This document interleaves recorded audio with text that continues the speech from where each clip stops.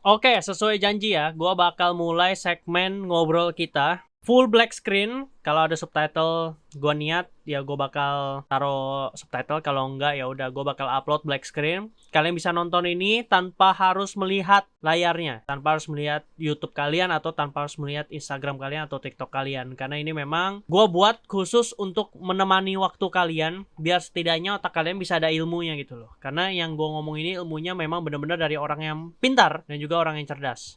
Ya, gue nggak akan kontradiksi sama sekali sama beberapa orang yang mungkin nanti akan gue sebut. Alasannya karena memang mereka sangat-sangat pintar dan sangat-sangat kaya. Itu prinsip paling pertama. Jadi gue pengen coba benerin versi gue ke kalian semua yang dengerin ini. Dan gue tahu kalian itu ya mungkin bisa dibilang golongannya masih sama lah kayak gue atau bahkan masih di bawah gue. Jadi gue pengen membantu kalian di saat gue juga sekarang masih manjat. Dan sekali lagi gue tidak akan mencoba untuk mengcounter kata-kata dari orang-orang pintar dan orang-orang cerdas ini, karena mereka jauh lebih kaya dari gue ya. There is no way gue bisa mengcounter mereka. Justru gue sekarang akan mengelevate apa yang mereka sampaikan. Jadi barusan ya, gue tuh nemu channel YouTube ya. Gue lagi gak enak badan lah. Gue pengen berusaha kerja, berusaha lebih produktif nih, supaya kita start anew. Karena ini kapal lagi karam, tapi pada cabut. Jadi sisa beberapa awak kapal yang masih bertahan, termasuk gue. Dan gue memang harus take lead untuk sekarang. Take responsibility lah. Walaupun memang gak ditunjuk secara formal, tapi gue gak peduli karena itu memang udah jadi tujuan gue. Gue harus bisa untuk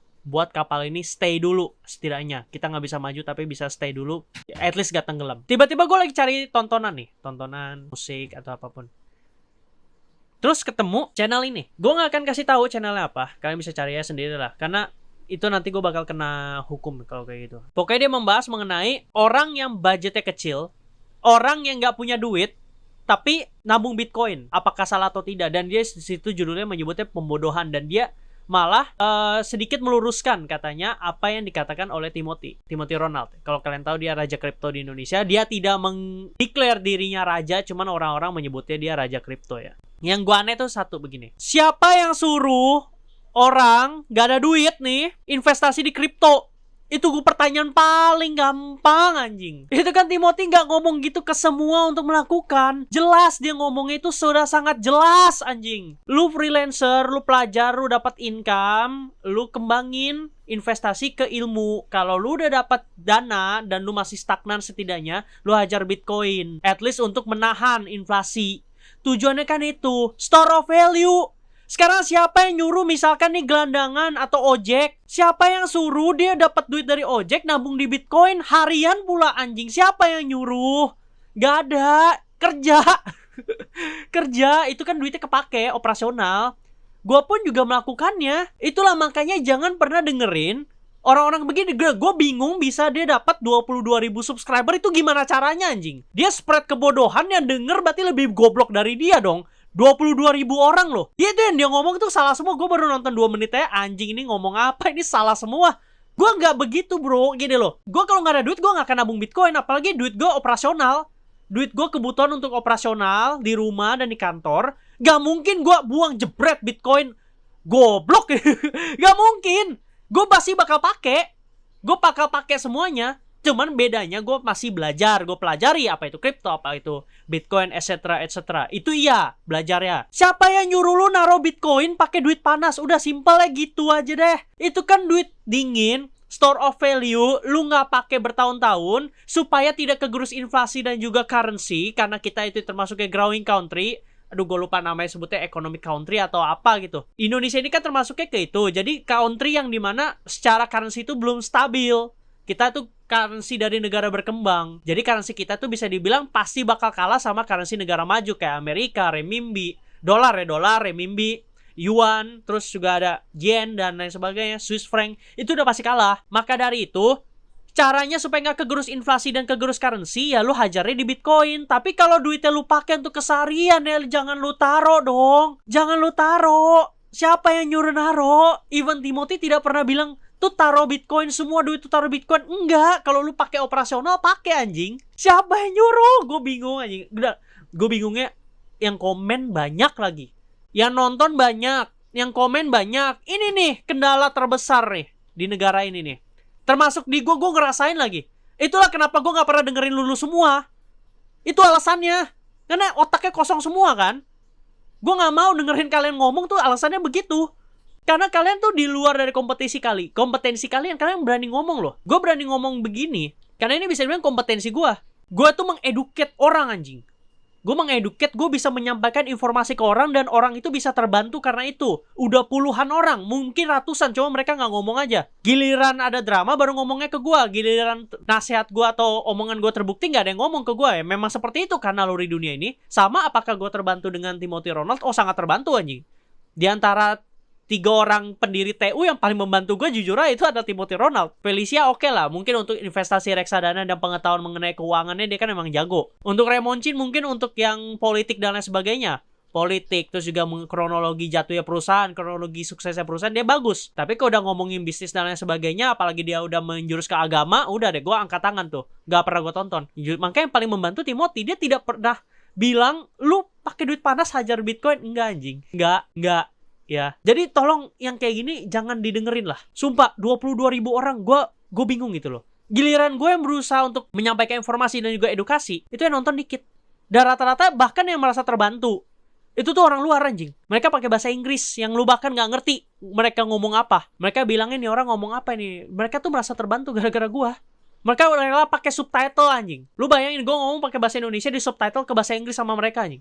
Akhirnya miss lah, karena kan auto subtitle gitu kan nggak terlalu bagus lah. Dari YouTube atau dari TikTok atau dari Instagram memang nggak terlalu bagus.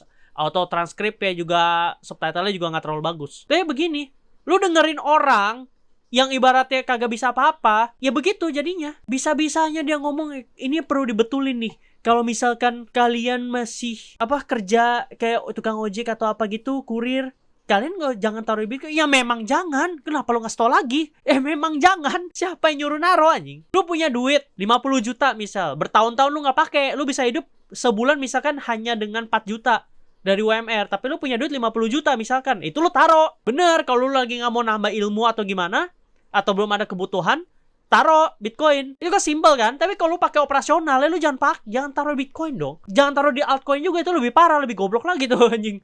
Lu taruh di altcoin. Alasannya altcoin ini bisa naik ratusan persen. Tai anjing. Tai. Altcoin itu tuh Ponzi scheme doang sebenarnya. Ponzi scheme yang ibaratnya tuh masih dilegalkan, simpelnya begitu. Karena salah satunya udah menjadi aset paling scarce nomor 36 di dunia kan. Gue bingung gitu loh, hal-hal seperti ini. Ini receh loh. Gue nonton video Timothy dari awal sampai sekarang aja, gue ngerti maksudnya apa anjing. Ini bisa-bisa dia nasehatin apa yang di Timothy bilang salah lah. Siapa yang coro lo? Wah, habis narik beca nih. Ini bukannya gue menghina profesi tukang beca, profesinya mulia. Cuma ketika dia ngikutin nasihat nih orang yang ibaratnya ditwist, seakan-akan tukang beca itu harus nabung di Bitcoin juga, dan dia bilangnya Timothy yang ngomong gitu. Goblok anjing. Timothy gak pernah ngomong begitu. Dia tuh ngomongnya ke sekelas yang kayak ke pekerja kantor dan lain sebagainya. Kalau yang masih di bawah, silakan lu naikin kasta ekonomi lu dulu. Sampai kemana lu punya dana cadangan, beberapa bulan atau bahkan beberapa tahun, baru lu hajar di Bitcoin. Dia kan ngomongnya begitu. Itu apa sih? Itu kan standar kompetisi dasar ya. Reading comprehension anjing. Lu kalau kagak bisa denger dia ngomong karena suaranya ngeselin, lu kan bisa transkrip, lu bisa baca. Itu dia ngomong udah sangat-sangat jelas. Sangat-sangat jelas. Sama kayak pengalaman gue di kantor juga begitu. Udah diomong jelas. Dari 8 orang nih misalkan. Misal ya, 8 orang nih. Ngomongnya udah jelas nih. Ngomongnya 1 udah jelas, tinggal diikutin doang. Ada aja 1 yang rebel, 2 rebel, 3 rebel, 4 rebel, entah budek atau terlalu goblok, gue gak ngerti gitu loh. Ada aja yang seperti itu. Dan ujung-ujungnya nanti yang salah siapa? Yang salah gua, aneh kan? Karena gue ngikutin. Dibilangnya gue anak emas, gue paling disayang. Gue bukan paling disayang karena lu pada terlalu goblok kagak ngikutin. Udah sesimpel itu. Lu pada terlalu goblok dan terlalu arogan. Simple. Kalau lu ngikutin omongan atasan lu gak akan kena marah, lu gak akan kena SP, lu gak akan dipecat. Gue bukan anak emas anjing. Gue tuh bisa ngikutin, gue bisa tahu kondisi kayak sekarang, gue bisa ngebacot sesuka gue. Tapi ketika di kantor gue gak bisa seperti ini. Ketika gue di rumah, gue gak bisa seperti ini. Ketika gue ngumpul sama teman gue, gak mungkin gue kontol-kontolin mereka kayak gini anjing. Itu kan satu hal berbeda. Dan gue ketika misalkan lagi di sosial media lain yang lagi gue urus, gak mungkin gue ngomong seperti ini. Di marketing gue gak mungkin ngomong kayak gini. Hal seperti itu, sesederhana itu aja orang Indonesia gak ngerti. Satu orang ngomongnya ibaratnya kasar dan lain sebagainya, ketika di tempat lain dia maunya nih orang ngomong kasar juga. Contoh ada beberapa lah gamer-gamer terganteng kalian itu. Emang lu pikir ketika event mereka bakal ngomong kasar kayak? Enggak, mereka kerja bos. Mereka kerja. Mereka tuh ngomong kasar tuh untuk gimmick tau gak? Ngambil duit dari kalian yang kalian gak sadar. Duit kalian dikeruk dari mereka. Mereka cuma bilang makasih, kalian tuh selalu membantu kita. Kalian tuh memang sangat berguna bagi kita. Nyatanya kalian tuh hanya jadi ajang cash grab. Cash grabnya mereka, exit liquidity-nya mereka, supaya mereka nggak rugi-rugi banget. Supaya nih biaya mikrofon, ibaratnya biaya speaker itu bisa ke cover. Itu pakai duit siapa? Duit kalian tuh, donasi-donasi tolol. Makanya otaknya pada bego semua kan. Donasi goceng, ceban, goceng, ceban. Lu kok yang goceng ceban untuk hal nggak berguna anjing. Itu, sama tuh. Tapi yang mereka lakukan bener. Buktinya mereka di mana? Mereka di mana, kalian di mana? Itu kan simple kan? Simple kan? Gamer-gamer itu udah sukses, emang mereka mau ngelirik kalian? Enggak, cuma diinget namanya doang. Coba ketemu langsung. Anjing nih hitam burik. Padahal yang paling donate paling banyak ibaratnya. Siapa yang peduli? Jadi tolonglah, kalau kalian pengen dengerin edukasi atau informasi, pastiin memang orangnya kompeten. Pastiin memang orangnya itu bisa dan selevel sama kalian. Contoh gue itu untuk dengerin orang, gue tuh milih banget. Apakah gue cuma dengerin Timothy Ronald? Enggak, gue juga dengerin yang lain. Tapi ya memang ahli di bidangnya. Gue gak mungkin dong kalau misalkan gue ngomongin film, gue nontonnya Timothy Ronald lagi. Gak mungkin anjing. Gue pasti nontoninnya yang lain. Gak mungkin Christopher Nolan juga sih sebenarnya. Cuma adalah beberapa ahli film. Bukan reviewer film loh. Ahli film. Ahli filmografi. Itu gue tonton. Gue lihat ilmunya. Gue dengerin apa mereka ngomong soal film dan lain sebagainya. Bukan reviewer film. Kalau reviewer film kan ya sama tahinya sebenarnya kan. Sama aja, reviewer film itu sama. Ketika misalkan kalian nemu gue di channel lain, gue lagi ngomongin film, ya sama juga. Bedanya siapa yang lebih detail, siapa yang fokus, siapa yang cuman asal bacot doang. Kalau gue fokus ke satu franchise, gue get into it, gue tahu seluk-beluknya. Lu pada mau counter gimana nggak akan bisa, karena gue lebih tahu. Lu dengerin orang yang seperti itu. Makanya channel YouTube dibuat banyak kan. Tujuannya tuh supaya segmentasi. Teman reviewer film tolol-tolol ini kan kayak gitu kan. Tiba-tiba dari franchise yang biasa superhero merambat ke film-film lain. Ibaratnya lu kagak tahu apa-apa anjing. Lu ngomong kagak tahu apa-apa, viewers lu tuh merasa terbantu. Ujung-ujungnya ke bioskop kayak orang tolol juga, nggak ngerti apa-apa. Cuma ngikutin reviewer film doang. Film ini bagus karena reviewer ngomong begini. Ngapain? Lu ngapain dengerin begitu? Gak guna. Mereka ngomong tuh hanya untuk cash grab dari kalian, AdSense. Makanya gue gak pernah nonton reviewer film. Gue nontonnya ahli filmnya langsung. Sama ketika gue main game, gue bakal nonton yang memang orang yang bisa namatin gamenya nomor 1 di dunia. Apakah gue bakal nonton yang share-share lucu-lucu atau yang lain sebagainya? Gue juga tetap nonton. Cuma bedanya gue gak terlalu get into it lah. Gue gak terlalu beneran perhatiin banget gitu. Contoh gue kalau nontonin Minecraft, Mobile Legends dan lain sebagainya, itu gue tetap nonton. Orang-orang sampah kayak kalian gue tetap nonton kok, karena kan gue juga upload gameplay yang sama kan. Gue juga pasti nonton. Cuman untuk build dan lain sebagainya, makro mikro, gue gak akan nontonin mereka. Gue lebih baik nanya temen gue. Temen gue pro player gak? Itu kalau dia dipaksa pro player semuanya bisa, cuman dia gak mau aja. Gue lebih baik nanya temen gue. Karena apa? Dia sepongin MPL setiap hari aja. Kalau ada itu di tiap hari dia tontonin, dia mainin, dia praktekin, dia nonton replay. Gimana gak jago?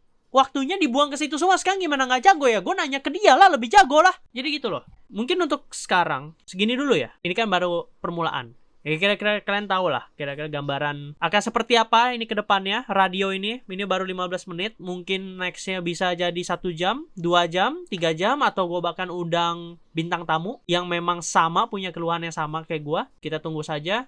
Ya untuk sekarang kita udahi dulu. And see you guys on the next podcast.